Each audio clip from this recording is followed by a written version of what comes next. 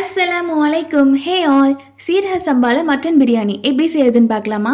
350 gram அளவுக்கு மட்டனை நல்லா வாஷ் பண்ணிவிட்டு கூடவே 1 டீஸ்பூன் அளவுக்கு இஞ்சி பூண்டு பேஸ்ட் சேர்த்துக்கிறேன். 1 டீஸ்பூன் அளவுக்கு சில்லி பவுடர், கொஞ்சமாக சால்ட் சேர்த்து ஃபர்ஸ்ட் நல்லா வேக வச்சுக்க போகிறேன். இப்போ பிரியாணிக்கு தேவையான அளவுக்கு அரிசி எடுத்து ஊற வச்சுக்கிறேன். நான் 400 கிராம்ஸ் அளவுக்கு சேர்த்துக்கிறேன்.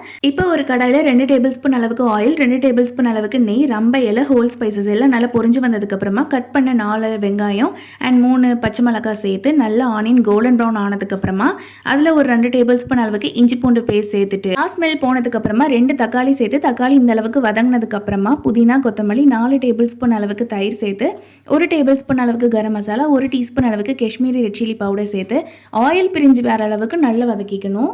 வேக வச்ச மட்டன், ஹாஃப் லெமனோட ஜூஸ், மட்டன் வேக வச்ச தண்ணி 1:1 ரேஷியோவில் சேர்த்து நல்லா கொதிச்சு வந்ததுக்கப்புறம் அரிசியை சேர்த்து மிக்ஸ் கொடுத்துட்டு அரிசி அண்ட் தண்ணி 2 ஈக்குவல் ஆனதுக்கப்புறமா 20 மினிட்ஸ் தம் போட்டு இறக்குனா ஃப்ளேவர்ஃபுல்லான மட்டன் பிரியாணி ரெடி. இந்த வீடியோ பிடிச்சதுன்னா மறக்காமல் லைக் அண்ட் ஷேர் பண்ணிவிட்டு என்னை ஃபாலோ பண்ணிக்கோங்க. தேங்க்யூ.